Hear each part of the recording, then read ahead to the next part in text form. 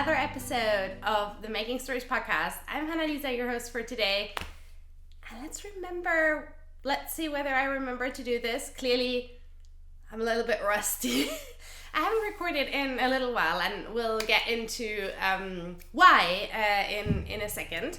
But before that, I want to welcome you to this space. I'm so glad that you're deciding to join me and take a little time out of your day, hopefully with your knitting, to listen to me and chat a little bit about what I've been working on and what's new here at Making Stories, where we're all about sustainability in knitting. So we're an online shop with sustainably produced yarns, a gorgeous selection of them.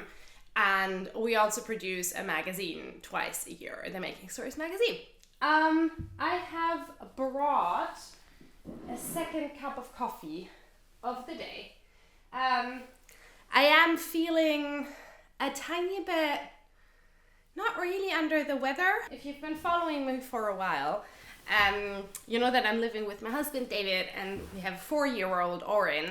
And David's been under the weather for the past week, and I thought I'd not caught it.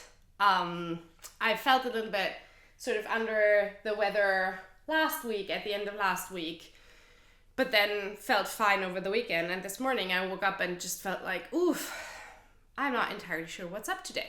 So we'll see. Hopefully my second coffee of the day helps. I am testing a new camera setup, which I have tested before, not with great success. So we got a new camera a few months back, which supposedly is much better at video than our old camera, but I couldn't really get it to work because A, it was overheating, and B, the autofocus just kept doing odd things. So I've read up on the autofocus. I am keeping an eye on my laptop screen, which is over there, just to sort of see whether everything's okay, which it seems to be, crossing my fingers. But I'm not entirely sure if the overheating issue has gone away. I am hoping, that's why I left it for so long, that with the colder weather, this won't happen again, but it just kind of shot down on me again. So we'll have to see. It's proper fall here in Berlin, which is really nice and wonderful, and it's cold enough to wear things that I've knitted, and cold enough that I just want to knit on everything, and I love it. I love this time of the year here. Like, it's some people don't like it because it can be quite wet, so we've had quite a bit of rain, but I really do like it. Like, I don't know, just put on my my wellies and go outside. I like it. So yeah, I haven't recorded in I think about 4 weeks, and the reason for that is that I was planning on recording a podcast episode just in time for our last shop update to show you all of the things that we have in the shop and the like. And then one of the yarns didn't arrive in time for that. And then I pushed it back a week. And then in that week, I was solo parenting because David was at an offsite for work and I didn't manage to record. And then the next week, I was solo parenting again because he was sick. So I also didn't manage to record then. I am a little bit torn between very strictly keeping to my usual schedule of recording every 2 weeks. I like the consistency of it, but also I am trying out themed shop updates for this season of the shop. So, every month we'll have 1 or 2 shop updates that are clustered around a theme, like COLORWORK, which we just did, which I'm going to talk about at the end of this podcast episode. And I also want to show the products that we'll have in the shop updates at the end of a podcast episode. So that kind of means I have an additional thing to take into consideration, or like 2 basically. 1, which is when is the shop update? And the second one is, when do the products arrive? And so far I haven't really managed very well to get those in line. I would be interested in what you think and what you prefer. Like, do you prefer a very sort of consistent, a very consistent schedule where every 2 weeks there's a podcast episode? Or are you not so into this, or is that consistency not so important to you and you would be okay with sort of me recording, say, like also every 3 weeks, if that works better with the shop update schedule, or like for a few weeks every other week, and then maybe not for 4 weeks, and then there's a longer episode. Do let me know if you have a preference as to how this goes. I just recently got back into podcast watching, so I haven't really found my own rhythm with watching yet, which is why I'm super interested in what you think. And also, like, I make this podcast for you. Like, I enjoy it, but I make this for you, so I want it to be helpful to you. So yeah. Since I last recorded, we had our Socktober shop update, which was the first one in October, which was amazing. We had beautiful, beautiful new sock yarns, gorgeous naturally dyed self-striping sock yarn, and then a blend of German wool and French linen as the second sock yarn, and some really cute notions, and everything flew off the shop shelves. I was so happy. Because September was hard. August and September weren't really great months for us. And it's just really nice when then something like a shop update like that one just works. So thank you so much to everyone who shopped and who also left really kind comments about the yarns. Alice was who's the dyer behind Woolmatters, who worked with me on the beautiful self-strapping sock yarns, are already planning what we're going to do for next year. So yeah, all of these are sold out. So the Albino, which is the German wool and French linen blend, we'll bring that back. So that's a yarn that I just want to have continuously in the shop because it's great, and it's a really nice, budget-friendly, all-natural sock yarn. But the self-strapping sock yarn, that will always be a special limited edition because it just takes so much time and work to create. So yeah. What else happened in October? We are celebrating Socktober still, so by the time that I'm recording this, it is the end of October. So it's all about sock knitting, which meant that for the first week of October, we gifted everyone who bought something from the shop update our socks collection. And our issue 10 cal is still running. It is wrapping up on October 31st. We've not really had a super high turnout this year, or this time around.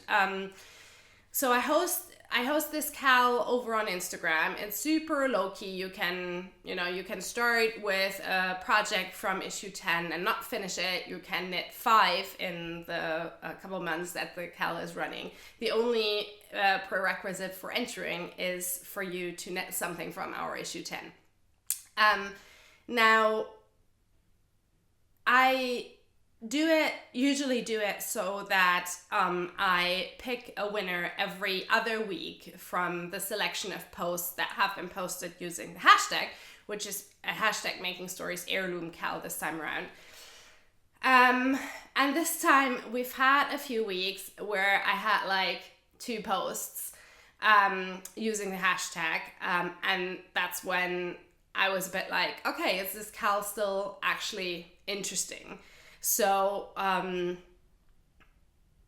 like it, I enjoy it, but again, this is also something where that I want to be useful and enjoyable for everyone who's knitting something from our magazine. So I think I'm gonna do a survey. I always do like a big customer survey towards the end of the year, and I think I'm gonna do that again this year, and then ask a few more questions about knit-alongs. sorry, I should have explained that. CAL is short, KAL is short for knit along. So it's a community centered sort of, where knitting can be either the same thing or can be something, like in our case, from a magazine issue, a specific one.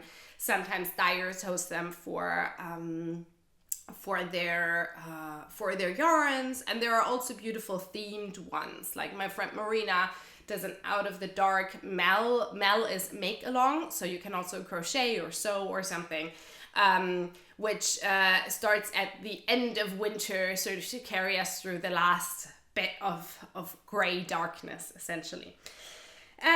So yeah, I like them, but they're also maybe not as popular anymore. I don't actually know. If you have thoughts, by all means, do let me know in the comments below. It's not something that I'd be making an immediate decision on. Our next issue is coming out in March, so that's when I'll do that.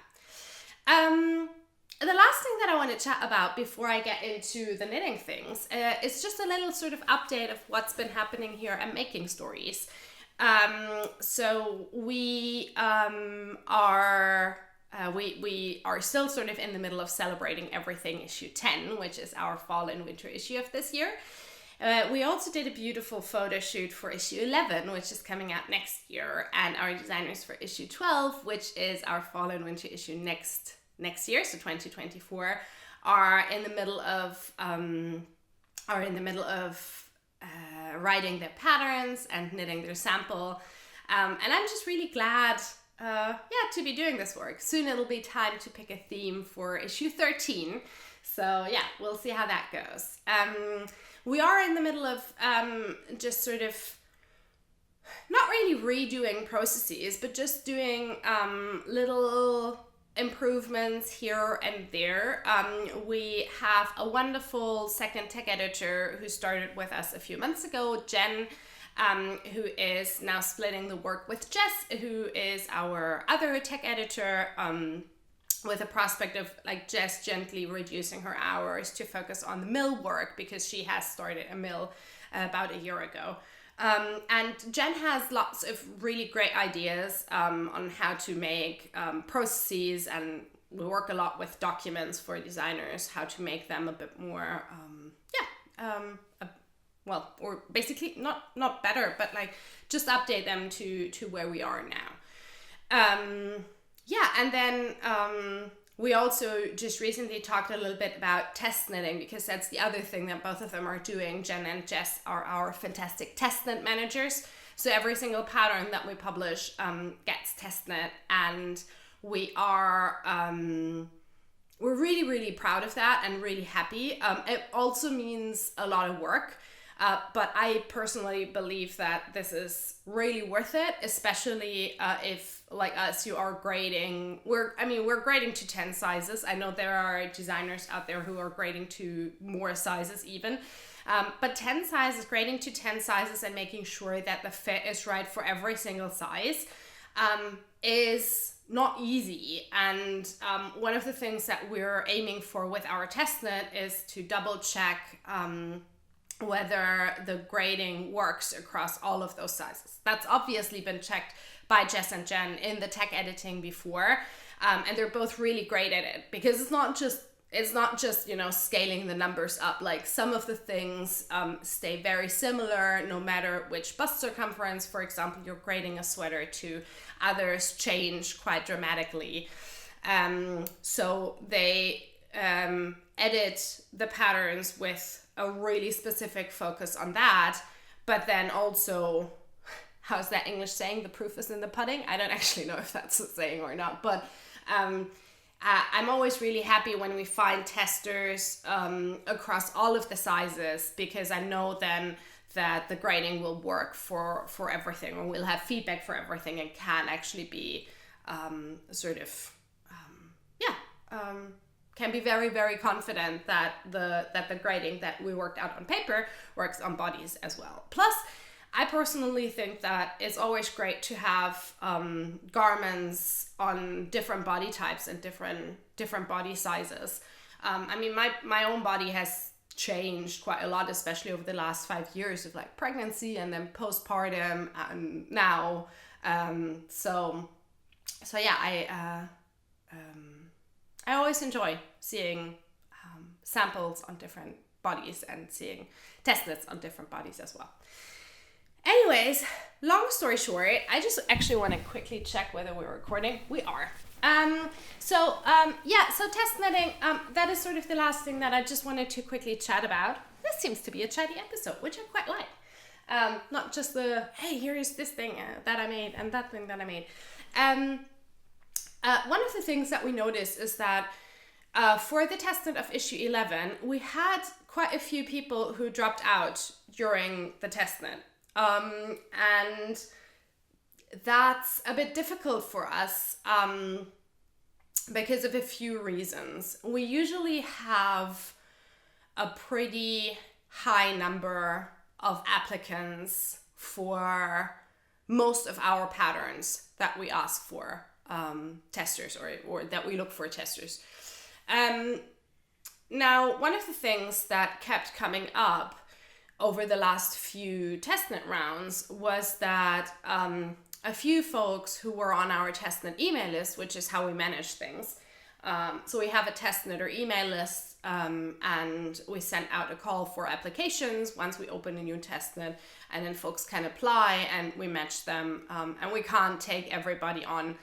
And some people felt that we were always taking the same testers. And to an extent that was true. So we ran a data analysis on this and then saw that, yes, we are often gravitating to people who we know complete their testnets on time and who we know take good photos of the testnets.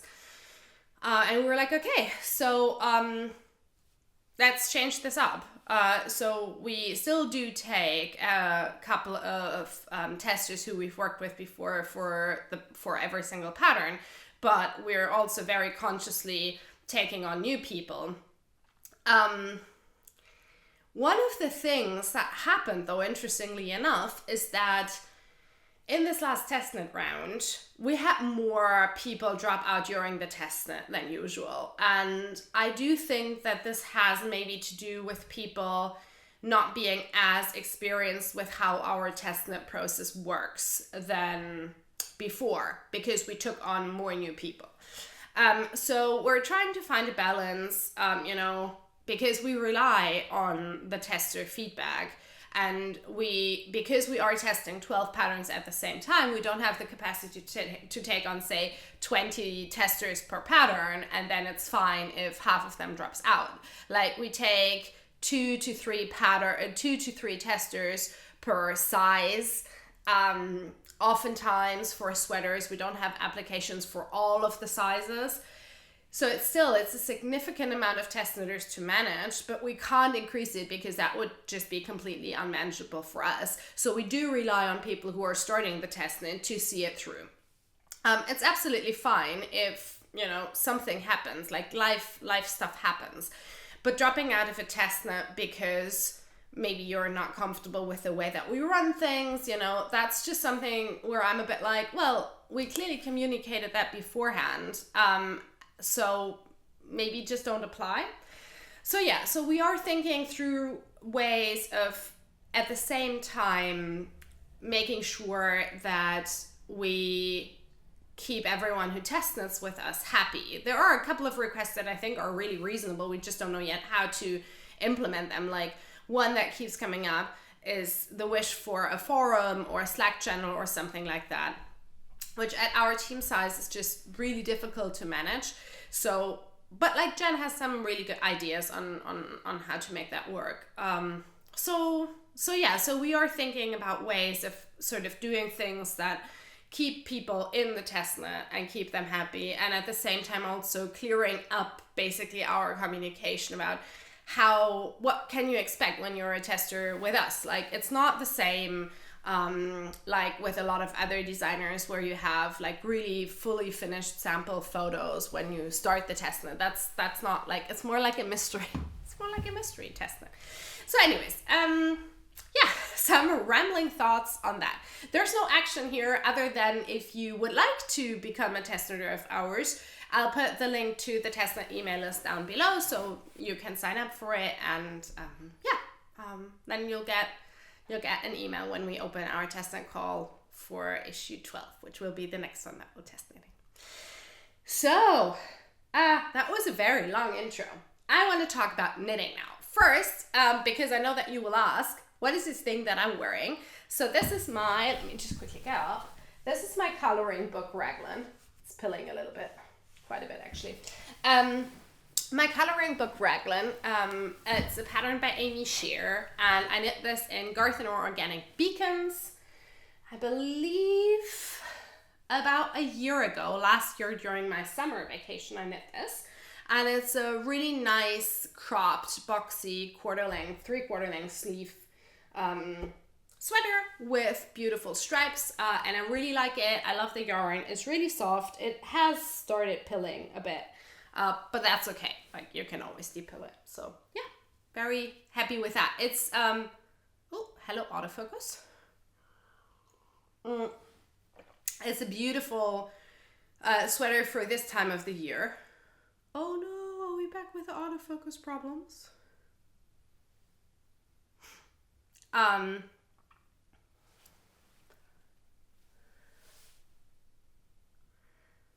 Okay.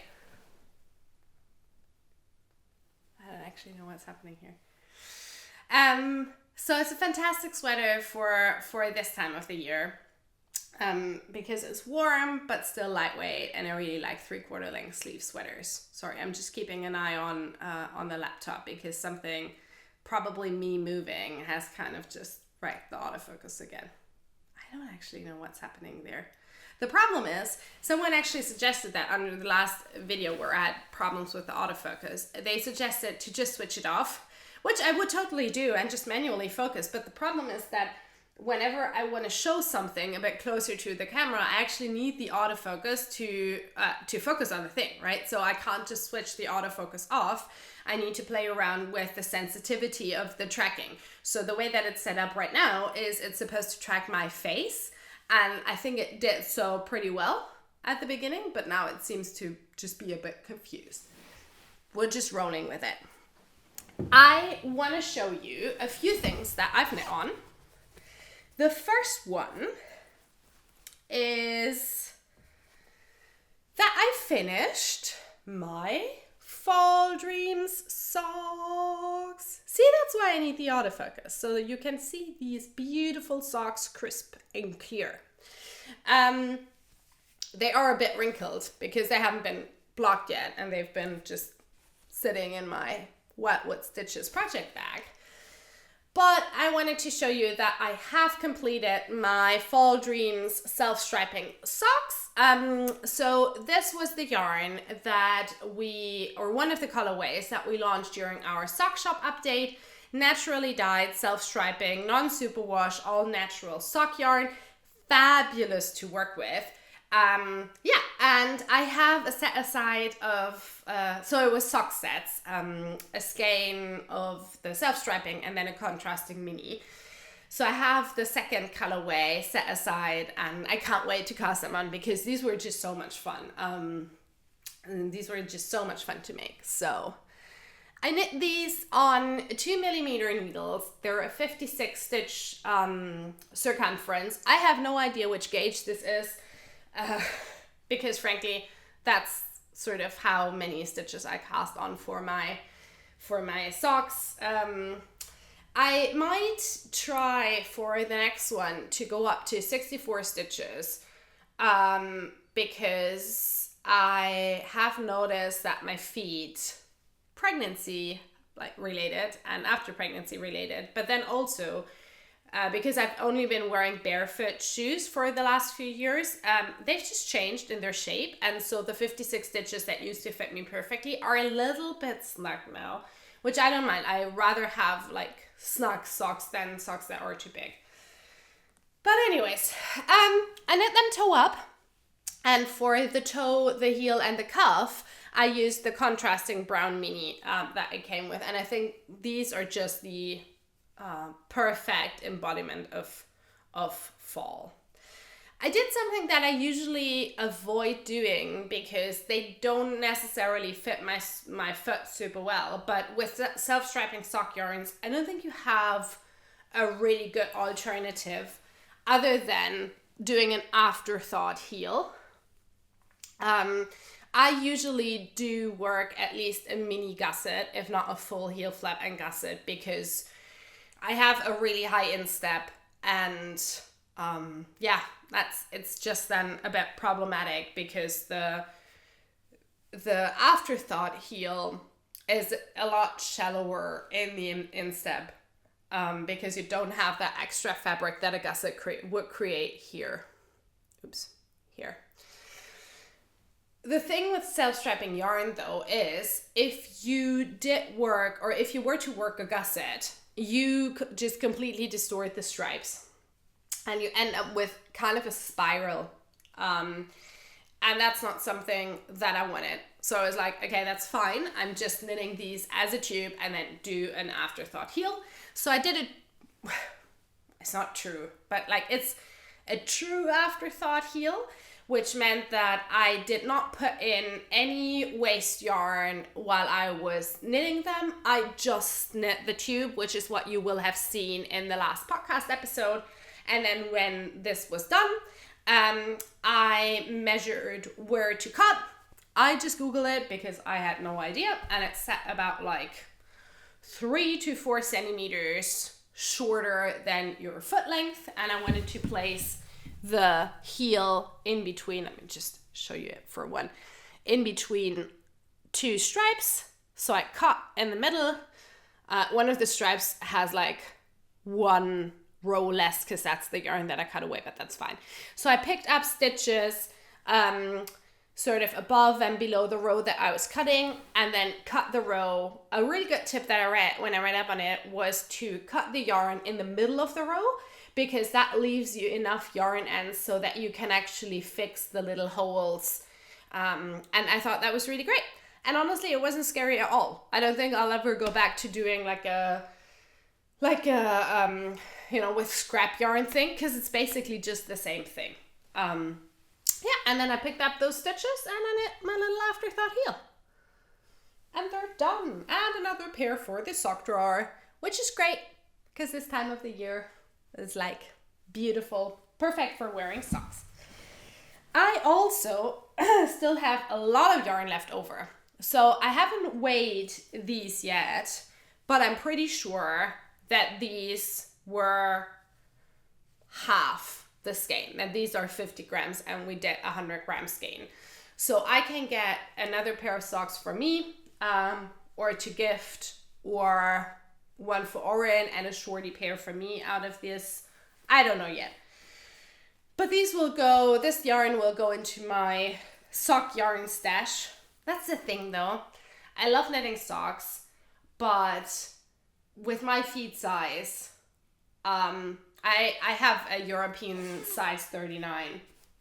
I don't use up 100 grams of sock yarn. Like, I just don't. So I always end up with like half a skein left. And I think at this point, even though I regularly clear out my yarn stash, I have like probably like 10 half skeins of sock yarn there. So we'll see what I do with them. Maybe I'll throw them into our mystery bags that we're launching in November. We'll see. Anyways, that is my finished object. Now, I was going to show you 3 things that I was working on. I do think I'm going to cut that down to 2 because I've been talking for so long. Or I'll quickly show you the third one, but I'm not really going to talk a lot about it, just so that you know that I've made a bit of progress on it, which is my Theophrastus tee, a pattern that I started working on a few weeks ago. I'm still on the body. This is a pattern by Valerie Rachel, and it's going to be a short sleeve t-shirt. It's in 2 strands of a silk mohair merino blend, Bérénice by Rerum Natura, which is all sorts of awesome, and it's great. And if you want to hear more about it, check out the previous podcast episode, because I talked about it at length then, I think. Another one of my Harriet Wildwood Stitches project bags. Now, I have two things that I almost exclusively worked on after I finished my Fall Dreams socks. And the first one is something that you've seen a teeny tiny little bit of already, but I completely ripped that back. This is my first issue 10 project. These are the Crystal Socks by Izabela Grzybek. As I said, available in our issue 10. A top-down pair of socks, cuff down, which is not my usual choice, but I quite enjoy it for a change of scenery. And when you saw them the last time, they were about this tall. Now I ripped all of that back. I think I said that in the last episode where I talked about them, that I wasn't entirely sure whether they fit me because I knit size 2, which was I want to say 72 stitches? A pretty large number of stitches for a foot that usually really likes a 56 stitch sock. And I just noticed that I hadn't worked on them for 2 weeks. And whenever I do that, there's usually something with a project, maybe you know that as well, or like you have that as well, where you're like, okay, something doesn't feel right about this project. And I knew very clearly that I wasn't working on them because I was pretty sure that they would be too big and that I could push through, but then I would probably rip them back anyways and be disappointed. So one morning when I got up early, everyone else was still asleep, I ripped back the cut. I had worked maybe 4 patterns of the chart, four rows of the chart in addition to the cuff. And I was like, all right, let's just do it. So I ripped back and I cast on the smallest size, which is 64 stitches. And I'm a lot happier. I still think that these will be too big. Maybe, possibly. Depends a little bit on how the yarn behaves after it's blocked. But that's fine. I can either keep them and use them as snuggly socks, or I'll give them to my mom who has slightly bigger feet than I have. But I very, very, very much enjoy working on them. And yeah, there's just something refreshing about working socks from the cuff down every once in a while. So what you see here is I have worked the cuff and the leg. The leg has this really nice geometric pattern. The pattern inspiration from Izabela is crystal vases with these really sharp geometric cuts. And I think you can really, really very well see that here. And then I knit the heel flap, which you just work in stockinette, and turned the heel this morning and have just started the gusset decreases now. And the really interesting bit about the construction here, and you can kind of see that a little bit, is that the gusset decreases are worked on the sole of the foot. So they'd be underneath the foot later on, which I think is a really brilliant choice if you have a stitch pattern like this that benefits from really crisp lines. So you're not distorting them by creating a little bit of excess fabric at the side, but you just basically do that below the foot. And I've never worked a construction like that before, so I'm really quite excited about it. So that's where I'm on, working the gusset decreases down here, and then just continuing to work that gorgeous pattern up there.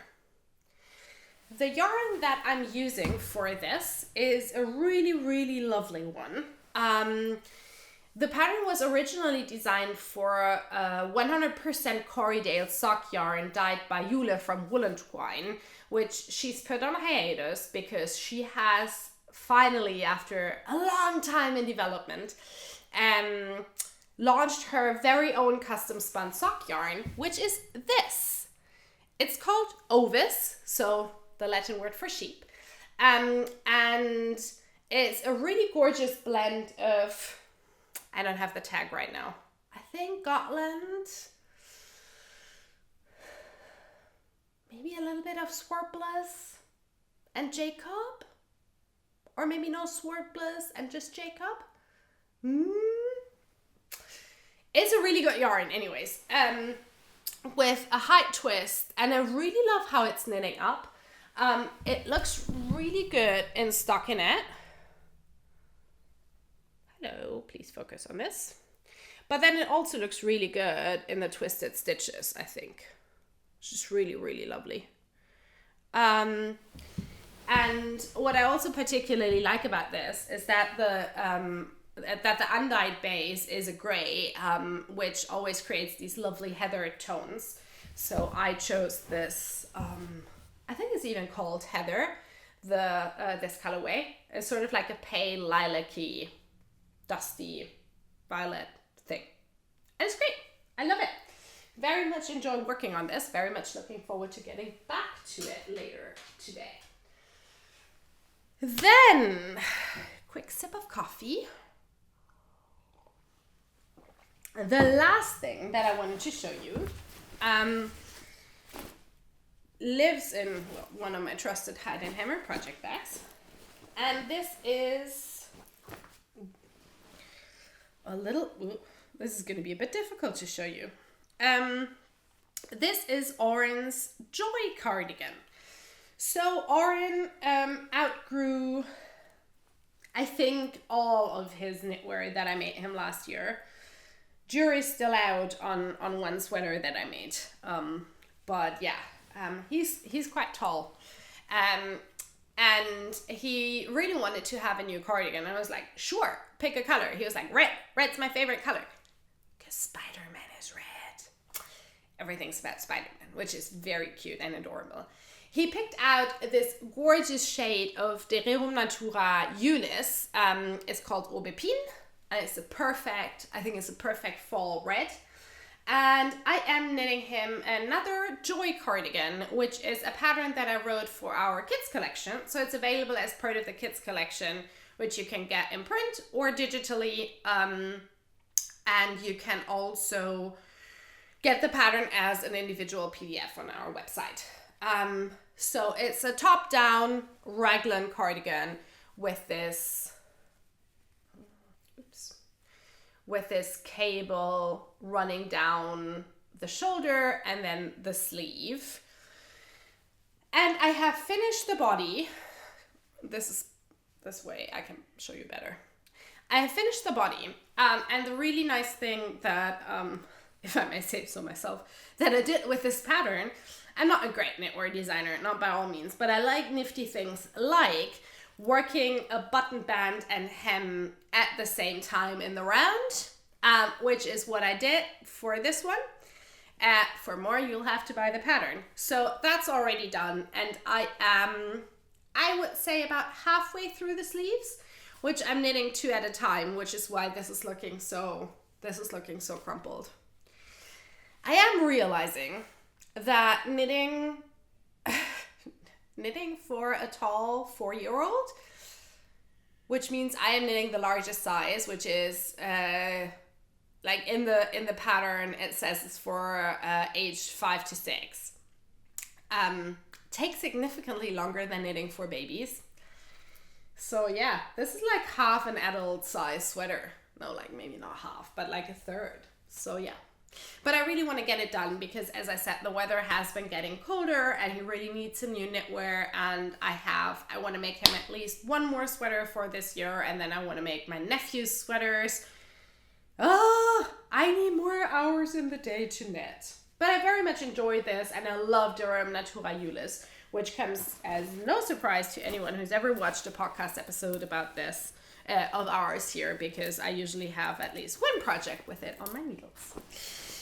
So that is that. Let me see how much. Oh god, we're at 40 minutes already. Yay, this is going great. One of the things before we dive into the shop news that I just also quickly wanting to chat about is a really cool thing that we recently did, or I recently did, which was donate almost all of our back issues. So if you've ever seen a photo of the yarn cave on stories, for example, you will have seen that we have these huge, it's like basically, I don't know, like container thingies with wheels under them, with lots and lots and lots of boxes of back issues. So quite a few of our, or not quite a few, but a couple of our magazine issues have completely sold out. So issue 5 and 6 are not available in print anymore. But especially from the first books, for Breeze, I think I still had 1,000 copies, and there was no way that I was ever gonna sell all of them. And honestly, they just weighed me down. Every time that I was going into the yarn cave, I was like, just felt like a physical weight. All of these books, and it made me quite sad because it was like, okay, like this was not a great business decision to print as many as we did. And it made me feel not great about myself as a business owner, if that makes sense. Because I made that decision, right? So I talked about this with my friend Ulysse, who dyes beautiful yarn.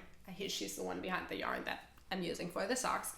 When she was here in the summer, and she mentioned that when she was a student, they used to give, like, if you, that was way back in the day. I don't know if that still makes sense. Like when I was studying, and also when she was studying, we still had to print out all of our theses and hand them in physically. I don't know if you actually do that anymore. And sometimes if you did that, you would get an extra print, or something would go wrong with the printing. We used to do that at a copy shop, and they did the same where she studied. And she mentioned that there was a small company that used these, printed things that they could use to make notebooks and such, and suggested that I start looking for something like this, which was the push that I needed to actually do something about the back issues. And I started researching, and actually reached out to a few different paper manufacturers, or a little sort of notebook manufacturers here, but that nothing of that came through. They were all like, okay, we only take like really small quantities, or we don't have capacity right now. And then I finally reached out to our printer and asked them if they had any leads or knew of anything that we could do with this. And they were very sweet and kind and very honest. And they were like, look, we have a great paper recycling system here in Germany. So the actually like most environmentally conscious decision that you can take is to give the back issues into the recycling cycle, because that means that they will be made into paper that then can be used again and won't be sitting there not used. And I was like, okay. And then they said like, well, we might have a suggestion for you if you're open for that, which was that one of them is part of a sports club who regularly does paper recycling collections, and they give them to the recycling center, where they get a little bit of money for them for that. So usually you can bring your paper, if you have like large quantities of it, or cardboard or things like that, you can bring it to the recycling center, and it doesn't cost anything, but you also don't get anything. Now they have a deal with a paper, I don't know if it's with a paper recycling center essentially, where they a couple of times a year bring like old paper collections, old paper that they've collected, that people have donated, and they get a little bit of money for it, and then the sports club buys new kids sports equipment, in this case rowing boats. And they asked if I maybe wanted to donate our back issues, which I did. And last week, two very, very sweet, senior members of the, senior as in a little bit older members of the club, came to the yarn cave with a truck, and we loaded like almost all of the back issues in there. They're coming again this week. And then all of them will be gone, and they dropped them off at the recycling center and called me afterwards because I was like, well, maybe you can tell me, whether we maybe like bought a tiny piece of the rowboat. And they were like, yeah, we got 150 euros for them, so that's going to be a rowboat. I was like, yay! So yeah, I'm very happy about that. And it feels so much lighter. So I have plans on installing like shelves on one of the walls. So that is also just more functional for me when I'm packing orders. Speaking of orders, the last portion of this podcast is going to be the shop update news. So I talked about our big sock shop update at the beginning. We also recently had our COLORWORK shop update, which is when we brought back 2 yarns that are fantastic for COLORWORK.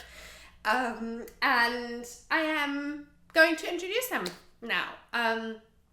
The first one is a lovely, lovely yarn from a dear friend of mine, Marina Skua, who is based in the UK.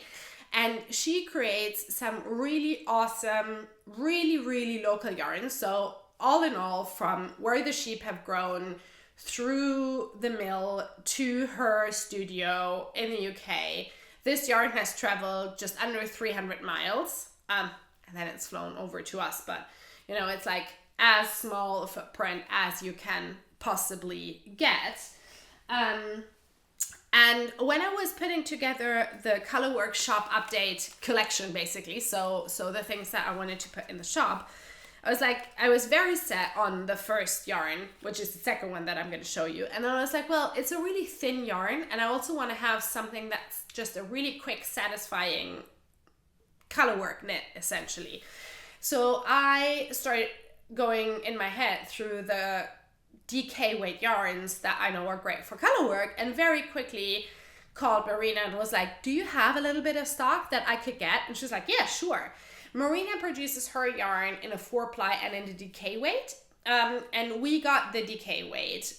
It's, as I said, it's great for COLORWORK. It's fantastic for just these really super speedy quick knits, especially if you're gift knitting at the moment for the holidays. This is great. It's called Mendip. So this is Mendip DK. And we have it in these 2 undyed shades. Both of them are called Sheep, but this is called Sheep Sunny, and this is called Sheep Cloudy. You can see why. This is a creamy white with just a slight touch of gray, and this is a really lovely medium gray. And Marina dyes all of her colors on both bases. So you'll have the same colorway, but then in sunny and in a cloudy variation. Now, I picked 5 colors to go with these neutrals. And obviously you can also combine them with one another, right? But like to make up a lovely little bouquet. And I'll start with this one, which is Bloom on the cloudy base. So this is dyed on this. And it works great with this. It also works particularly nice with a white, I think. So, I mean, that's basically the color combination of my sweater, right? A tiny bit colder, maybe, this one. Then we have Fox, which is also on the cloudy base, which is this really lovely rusty red burnt orange. This is how it looks like with a white. We have Beach on the sunny base, which is a slightly warmer pinkish red. So just that you can see them compared. So you can see that this is a lot Beach, which is a lot pinker than Fox. And then we also have You on Sunny, a really nice bluish green.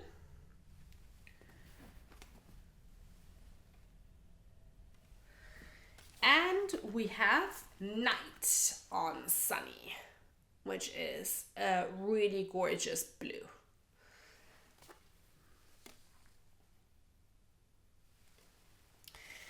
I love all of them, and I still haven't decided, so I want to make myself a hat, and I still haven't decided which pattern or which yarn. I'm pretty sure that I'm going to use the Sheep and Sunny, so the creamy white, as one of the colors.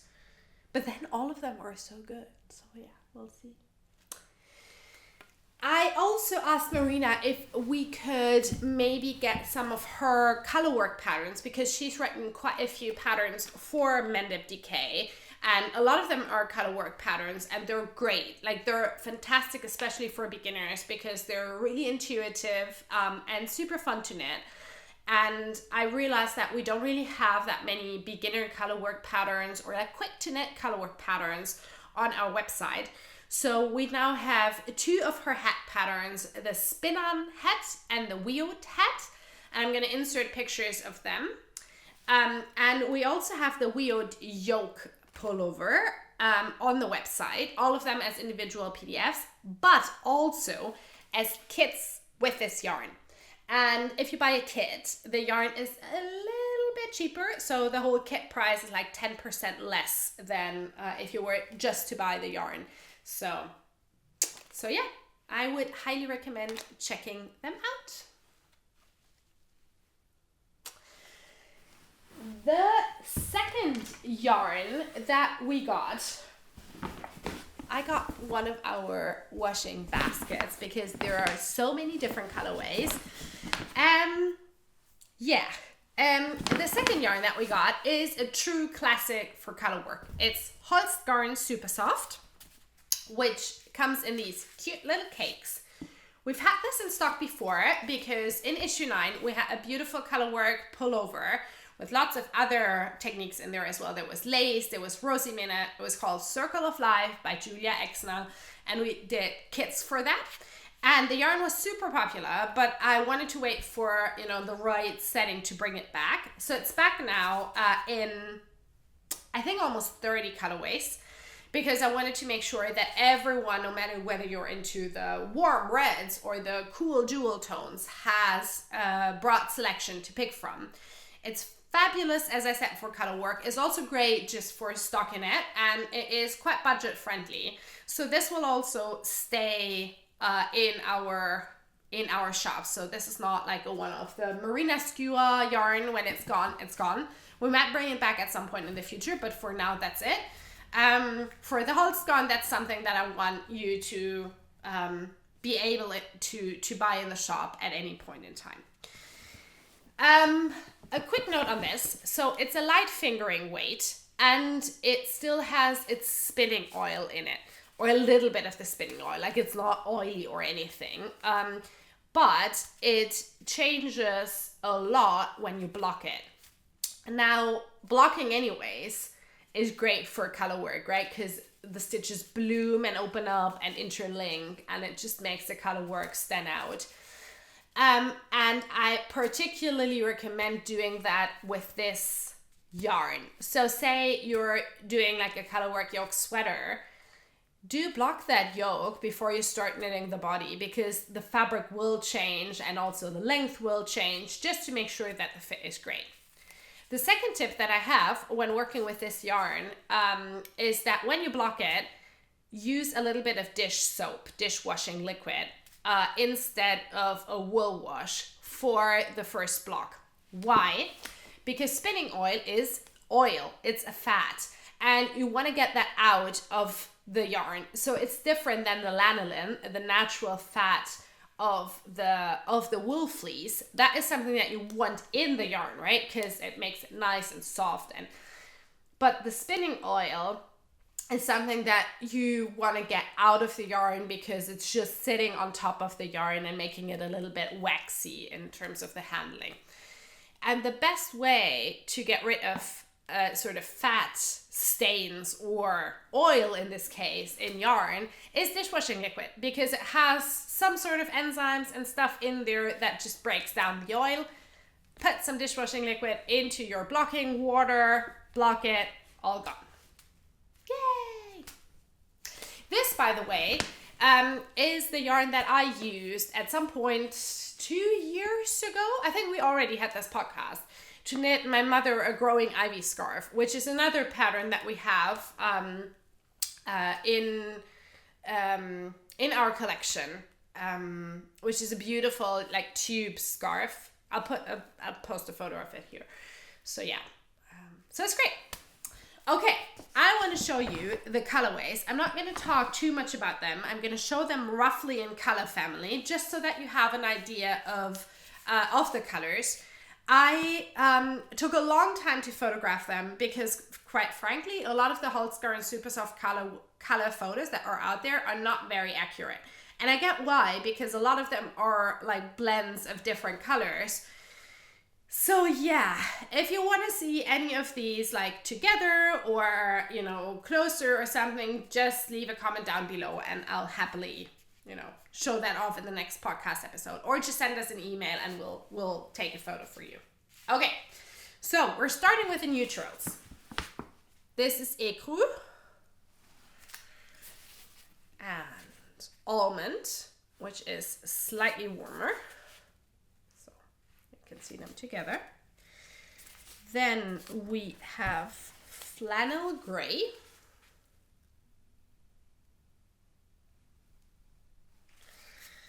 And Graphite.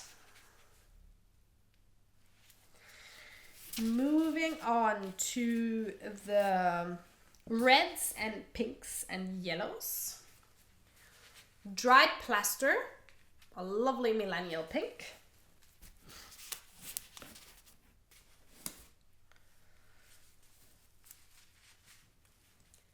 Peony, a really bright pink.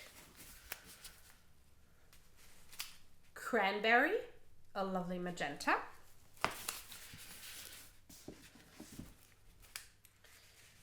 Burnt Orange, corally orange.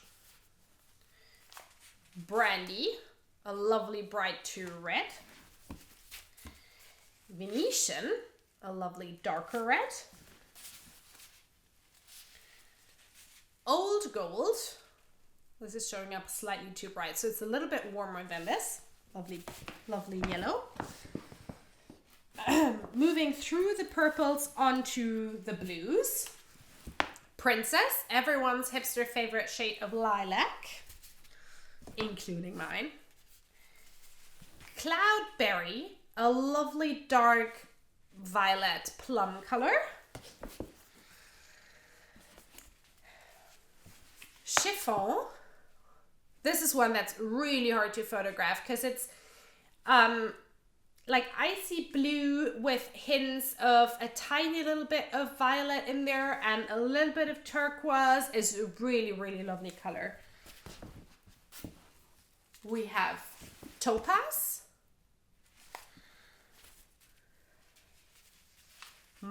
Sapphire.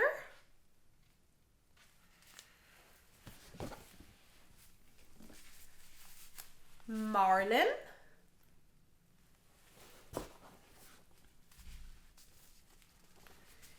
Navy Heather. And Marina. And then moving on to the greens and browns, we have Spring, which is a really, really, really beautiful, very light green with lots of variegation in it. It's really beautiful. Sage Blue.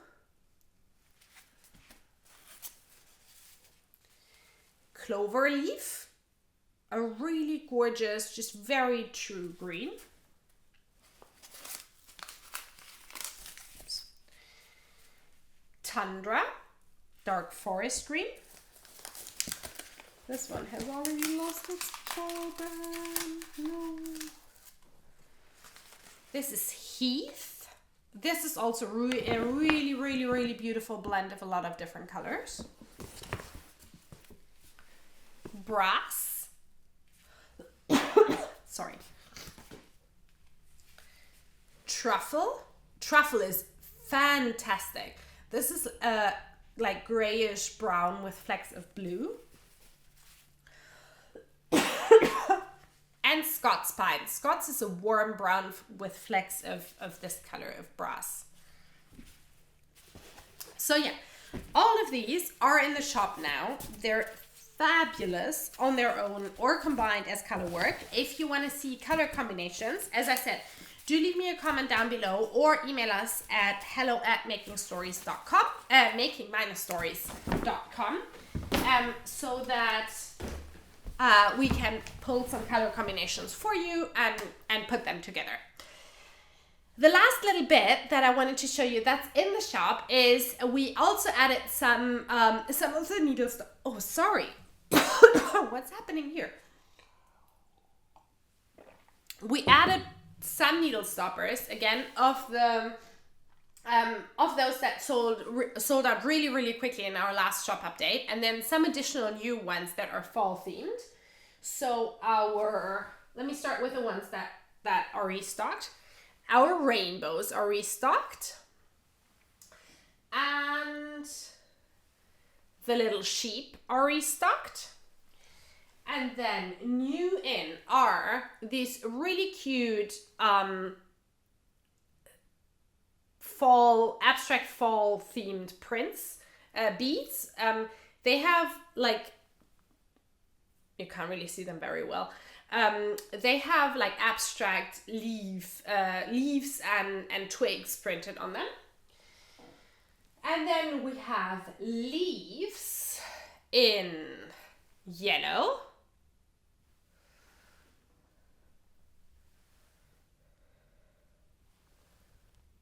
creamy white,